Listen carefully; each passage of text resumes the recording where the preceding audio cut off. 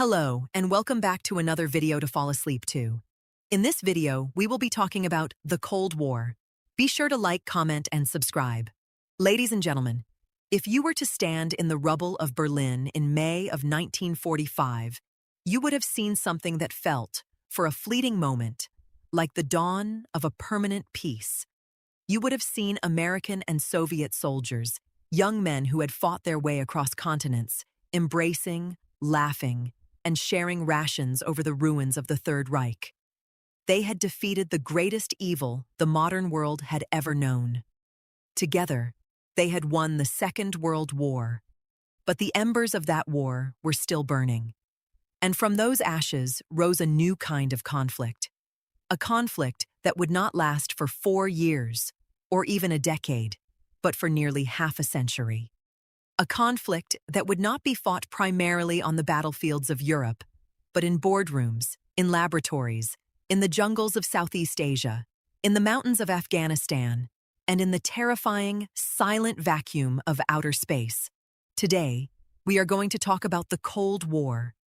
It was called Cold because the two great superpowers, the United States and the Soviet Union, never fired a weapon directly at one another. But do not let that name deceive you. For millions of people around the globe, this war was incredibly hot. It was a war of ideology, of proxy battles, of espionage, and of a terror so profound that it fundamentally altered the human psyche. For 45 years, humanity stood on the precipice of its own extinction, holding its breath. To understand the Cold War, we must first understand what was at stake. This was not a traditional war over territory or resources. It was a war over the future of human society. On one side stood the United States and its Western allies, championing democratic capitalism, free markets, and individual liberty.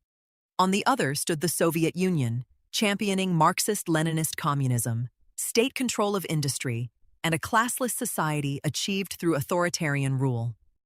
These two visions for humanity were entirely incompatible. Only one could inherit the post-war world. In 1946, former British Prime Minister Winston Churchill traveled to Fulton, Missouri, and delivered a speech that would define an era. He said, "From Stettin in the Baltic to Trieste in the Adriatic, an iron curtain has descended across the continent. Behind that curtain lay the nations of Eastern Europe, liberated from Nazi control by the Soviet Red Army, only to find themselves absorbed into the Soviet sphere of influence.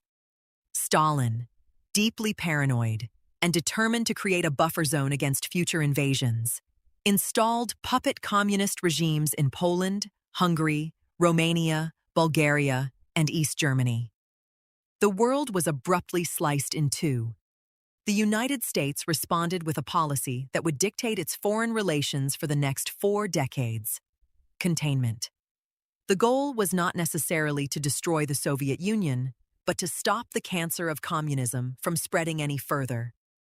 This took the form of the Truman Doctrine, providing military aid to nations threatened by communist insurgents, and the Marshall Plan, a massive injection of billions of dollars to rebuild the shattered economies of Western Europe. The first great test of this division came in 1948 in the city of Berlin. Berlin was located deep inside Soviet-controlled East Germany, but the city itself was divided. Stalin, hoping to starve the Western allies out of the city, cut off all road, rail, and canal access. The American and British response was a logistical miracle: the Berlin Airlift. For nearly a year, Allied planes flew around the clock, delivering food, coal, and medicine to the besieged citizens of West Berlin. A plane landed every 3 minutes. Stalin, realizing his blockade had failed and unwilling to shoot down the planes and start World War III, eventually backed down. The lines were drawn. The West formed NATO, a military alliance promising mutual defense. The East responded with the Warsaw Pact. The chessboard was set. But what kept the Cold War cold? Why did these two massive armies, facing each other across the heart of Europe, never charge? The answer is both simple and horrifying. the atom. In 1945, the United States dropped atomic bombs on Hiroshima and Nagasaki. For 4 years, America held a monopoly on the ultimate weapon. But in 1949, years ahead of Western predictions, the Soviet Union successfully detonated its own atomic bomb. The arms race had begun, and it escalated with terrifying speed. By 1952, the United States detonated the first hydrogen bomb, a weapon 1,000 times more powerful than the one dropped on Hiroshima. The Soviets followed suit the very next year. Soon, both nations were developing intercontinental ballistic missiles, ICBMs, capable of delivering nuclear payloads across the planet in a matter of minutes. This birthed a new military doctrine, one with the most grimly appropriate acronym in history: MAD, Mutually Assured Destruction. The logic was twisted but effective. If you attack us, we will have enough time to launch our weapons before yours hit. You will destroy us, but we will destroy you. Therefore, to attack is to commit suicide. This meant that an entire generation of children grew up under the shadow of the mushroom cloud. In schools across America, children practiced duck and cover drills, hiding under wooden desks to protect themselves from the blinding flash of thermonuclear fire. In the Soviet Union, citizens were trained in civil defense against capitalist aggression. The fear was universal. We are not talking about the destruction of an army or a navy. We are talking about the end of human history. This technological race spilled over into the heavens. In 1957, the Soviets launched Sputnik, the first artificial satellite, sending a shockwave of panic through the West. If they could put a satellite in orbit, they could put a nuclear warhead on Washington. This sparked the space race, culminating in 1969 when the United States landed Neil Armstrong and Buzz Aldrin on the moon. It was a time of incredible human achievement, driven entirely by the paranoia of annihilation. While mutually assured destruction kept Washington and Moscow from firing at each other, the war was outsourced. The Cold War turned the developing world into a violent, bloody chessboard. We call them proxy wars. It is a sterile term that entirely masks the human suffering involved. In 1950, Communist North Korea invaded US-backed South Korea. For 3 years, a brutal war raged up and down the peninsula, drawing in American and Chinese forces. Millions of Koreans died, alongside tens of thousands of UN troops. The war ended in an armistice, leaving the peninsula divided exactly where it had started, at the 38th parallel. It remains divided to this day. Then came Vietnam. Driven by the domino theory, the belief that if one nation fell to communism, its neighbors would quickly follow, the United States committed hundreds of thousands of troops to prop up South Vietnam against the Communist North and the Viet Cong. It was a grueling, televised quagmire that fractured American society, cost over 58,000 American lives, and left millions of Vietnamese, Laotians, and Cambodians dead. Ultimately, Saigon fell, and the domino fell. And the proxy battles did not stop in Asia. In Latin America, the CIA orchestrated coups to overthrow democratically elected, left-leaning governments in Guatemala and Chile, replacing them with brutal right-wing dictatorships to keep Soviet influence out of the Western Hemisphere.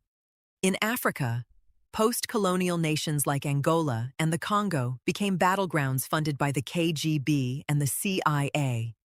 And in 1979, the Soviet Union invaded Afghanistan, walking into their own Vietnam. The U.S. armed the Mujahideen rebels, some of whom would later form the Taliban and Al-Qaeda, to bleed the Soviet army dry. The Cold War was not cold for the global South. It was a decades-long inferno. But of all the proxy conflicts, of all the tension, there was one moment where the clock of humanity ticked closest to midnight. October 1962. The Cuban Missile Crisis. Fidel Castro had taken power in Cuba, just 90 miles off the coast of Florida, and aligned his revolution with the Soviet Union. In October, American U-2 spy planes discovered that Soviet Premier Nikita Khrushchev was secretly installing nuclear missiles on the island. Missiles that could strike Washington, D.C. in under 10 minutes. President John F. Kennedy was faced with an impossible choice. His military generals urged him to launch a full-scale airstrike and invasion of Cuba. We now know that the Soviet commanders in Cuba had tactical nuclear weapons and the authority to use them if invaded. If Kennedy had listened to his generals, World War III would have begun on a Tuesday. Instead, Kennedy ordered a naval quarantine, a blockade, around Cuba. For 13 days, the world held its breath. People went to church to pray for their souls. Families huddled around radios. Soviet ships sailed closer and closer to the American blockade line. Orders were drafted. Fingers were on the buttons. At the very last possible moment, a secret back-channel deal was struck. Khrushchev agreed to remove the missiles from Cuba in exchange for a public American promise not to invade the island, and a secret American promise to remove its own Jupiter missiles from Turkey. The ships turned around. The world exhaled, but we had stared into the abyss, and the abyss had stared back. The terrifying reality of the Cuban Missile Crisis forced a change. Both sides realized they had almost stumbled into the apocalypse by accident. This led to a period in the 1970s known as détente, a relaxation of tensions. Treaties were signed to limit the growth of nuclear arsenals. A direct red telephone hotline was installed between Washington and Moscow to prevent miscommunication. But détente did not last. By the 1980s, the Cold War froze over again. President Ronald Reagan took office with a fierce, uncompromising rhetoric, famously dubbing the Soviet Union the evil empire. He massively increased U.S. defense spending and proposed the Strategic Defense Initiative, a space-based missile defense system dubbed Star Wars. The Soviet Union tried to keep up, but they were dying from the inside out. The Soviet command economy was stagnating. They were spending massive portions of their GDP on the military and the disastrous war in Afghanistan, while their citizens waited in lines for hours just to buy a loaf of bread or a pair of shoes. The ideological promise of communism had given way to the grim reality of bureaucracy and poverty.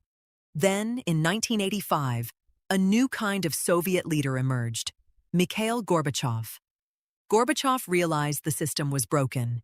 He introduced two revolutionary policies: glasnost, openness, which allowed for freedom of speech and the press for the first time in Soviet history, and perestroika, restructuring, which attempted to inject market-like reforms into the economy. But Gorbachev had opened a Pandora's box.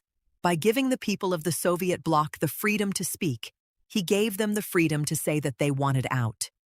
The year 1989 was a year of miracles. Across Eastern Europe, citizens took to the streets. In Poland, the Solidarity movement won free elections. In Hungary, they cut the barbed wire at the border. In Czechoslovakia, the Velvet Revolution peacefully overthrew the communist government. And then, on the night of November 9, 1989, the symbol of the Cold War itself was shattered.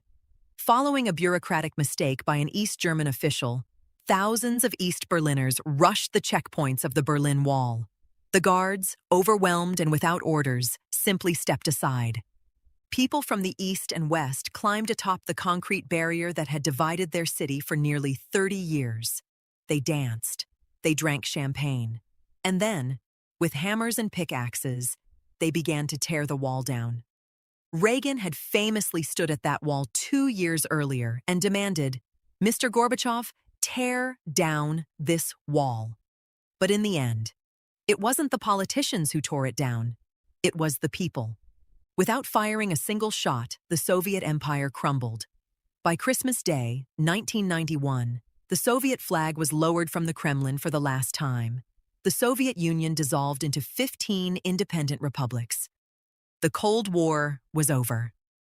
Ladies and gentlemen, as we look back on those 45 years, what are we to make of it all?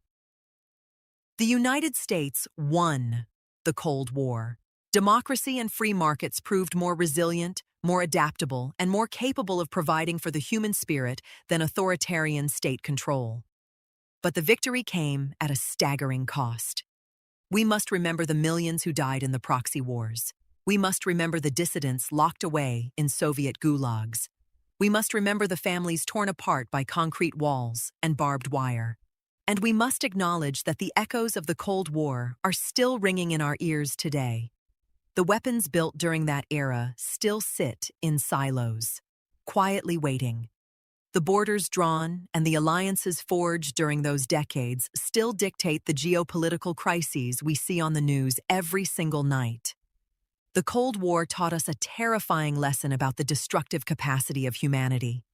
But it also taught us a lesson about human endurance. It taught us that even in the darkest, most paranoid of times, diplomacy can work, that leaders can step back from the brink, and that ultimately, the human desire for freedom, for connection, and for self-determination is a force stronger than any ideology, stronger than any concrete wall, and stronger even than the atom bomb. Thank you for watching. Please hit the like button, subscribe to the channel, and let me know in the comments which we should cover next.